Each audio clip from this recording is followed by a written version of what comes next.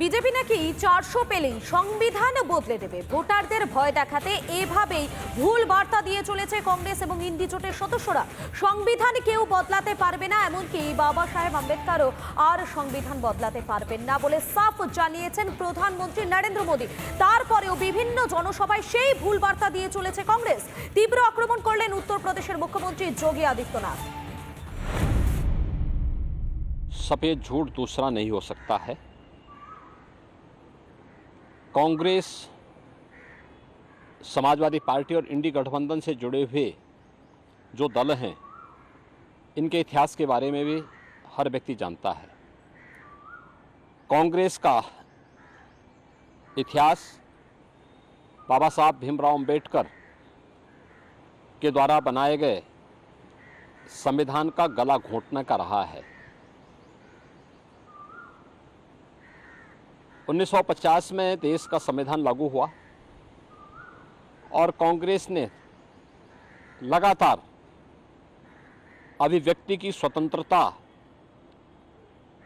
को रौंदने का मामला रहा हो या उसके बाद भी लगातार ये प्रयास किए कि वह संविधान को अपने तरीके से इस्तेमाल करे। जनता का शासन जनता के लिए है, जन भावनाओं का सम्मान हो, ये कभी भी उसने प्रयास नहीं किया। और इमरजेंसी तो देश की जनता आज भी नहीं भूली है। ये भी देश के संविधान का गला घोंटने जैसा था। इसके साथ ही कांग्रेस ने यूपीए सरकार के समय जो पाप किया, तब समाजवादी पार्टी और बहुजन समाजवादी पार्टी भी उनके साथ सहयोगी थी। जब उसने अनुसूचित जाति, जनजाति और पिछड़ी जाति के हकों पर डकैती डालने के लिए, सेंधमारी करने के लिए उस समय जस्टिस रंगनाथ मिश्रा कमेटी और सच्चर कमेटी का गठन करके देश भर में संविधान विरोधी कार्य करते हुए धर्म के आधार पर आरक्षण देने का कुत्सित प्रयास किया था।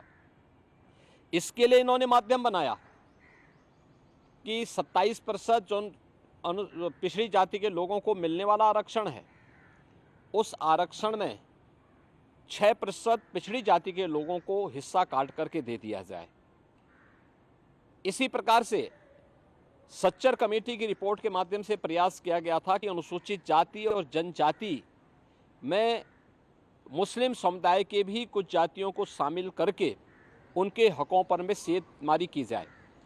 तो भारतीय जनता पार्टी थी जिसने उस समय भारी विरोध किया था और भारतीय जनता पार्टी के भारी विरोध के कारण कांग्रेस की मंशा पूरी नहीं हो पाई। कांग्रेस और इंडी गठबंधन से जुड़े हुए दलों के मंसूबे पूरे नहीं हो पाए, अन्यथा वे इस कार्य को उसी समय यूपीए गवर्नमेंट के समय कांग्रेस कर देती। कांग्रेस ने इसकी शुरुआत कर दी है कर्नाटक से। कर्नाटक में कांग्रेस ने पिछड़ी जाति के लोगों को मिलने वाले आरक्षण के लाभ में उसने सेंधमारी कर दी है। इलेक्शन कमीशन ने इसके लिए कांग्रेस नेतृत्व की कर्नाटका सरकार को तलब भी किया है।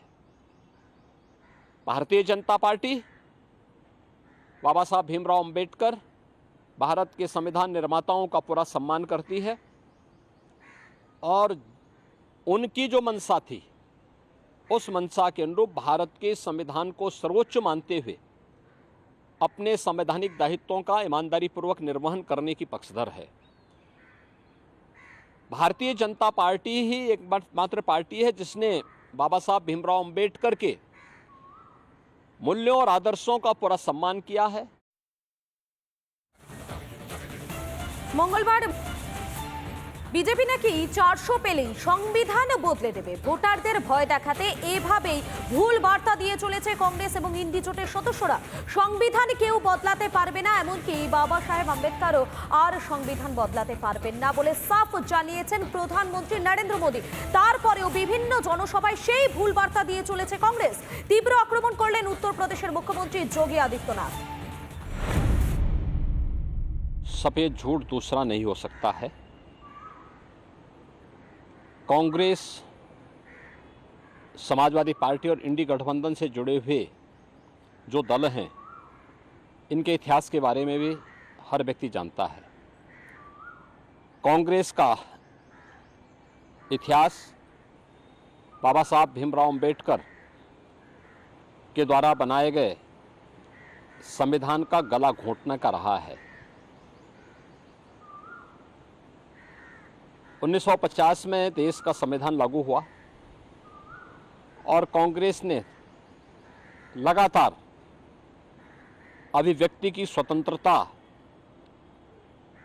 को रौंदने का मामला रहा हो या उसके बाद भी लगातार ये प्रयास किए कि वह संविधान को अपने तरीके से इस्तेमाल करे।